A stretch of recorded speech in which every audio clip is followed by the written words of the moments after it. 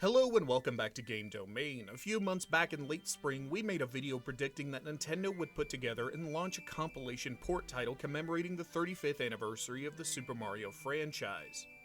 Now, not to toot our own horn, but we did happen to hit the nail on the head with that one as we got an announcement of Super Mario 3D All-Stars for the Nintendo Switch and the release of the title back on September 18th. Now, this was not a massive surprise to many, but it was still a delightful announcement to the Super Mario fanbase to be getting Nintendo Switch ports of three of the most iconic Super Mario titles of all time: Super Mario 64, the most groundbreaking, Super Mario Sunshine, the overlooked one, and Super Mario Galaxy, arguably one of the best Super Mario titles of all time. Now, 3D All-Stars did get released with some major scrutiny, but overall we should still be pleased that we even got such an acknowledgement of the great history of the past 3D Super Mario titles. Next year, 2021, marks yet another incredible milestone for Nintendo, the 35th anniversary of the great Legend of Zelda series. Now, in some ways, this is just as big a deal as Super Mario's 35th, and in some ways, it's not. Super Mario is undoubtedly much more popular, but many can argue that The Legend of Zelda has a more devout fanbase for what may be the greater series. But we aren't going to argue the debate of the century in this video, but we are rather going to predict what we might see for The Legend of Zelda's milestone anniversary next year. We think that we might see a very similar title to what we got with Super Mario 3D All-Stars, or Nintendo could go down a much different route. Now, we got the announcement of a 3D All-Stars just a couple of weeks before the game actually launched, so we're fully expecting a very similar hype period for any sort of Legend of Zelda's Collector's Edition title that we might get next year. So now here is our first prediction, and Nintendo is going to give us a 35th anniversary Collector's Edition title that includes the ports of Ocarina of Time, Majora's Mask, Wind Waker HD, and Twilight Princess HD.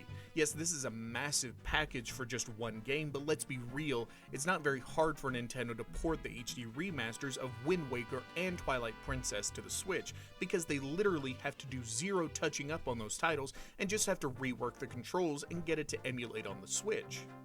So even though it sounds unreasonable that Nintendo would port 4 games onto the Switch for the sake of one $60 title, it really is not that difficult for them to do. Another motivating factor for this could also be in the fan pushback against Nintendo for how much of a rip-off 3D All-Stars was. Fans were very disappointed when they loaded up the game to find that it was running off an emulator system in the Switch, and this was really riled up a lot of the fan base and discouraged many of them from dropping $60 on the game when they could instead just emulate it on a Dolphin emulator. While we understand this frustration, we also like having the ability to play these games on the go in handheld mode on the Nintendo Switch, which is a major selling point for every single new title that comes out for the console. Being able to play the same game at the same quality with the same mechanics on the go as you would when it's hooked up into the dock on a TV. Now, we also think that this Zelda's Collector's Edition would likely come out in the early half of the year, and we would get one of 2 major titles sometime in the fall. We think that in the end of 2021 we will finally be getting the sequel to the Breath of the Wild, or alternatively, Skyward Sword HD.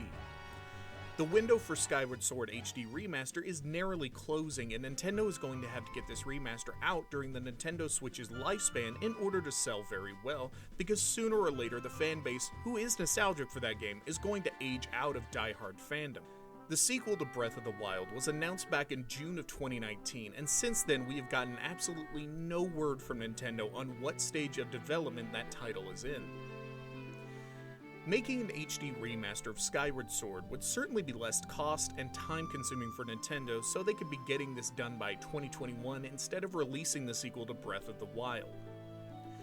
If this is the case, we will be getting Breath of the Wild 2, as it is commonly referred to by the fanbase, sometime in 2022. At the moment, this is all just pure speculation, but we wanted to get our prediction out now just in case any of this comes to fruition, because hey, we were right about 3D All-Stars.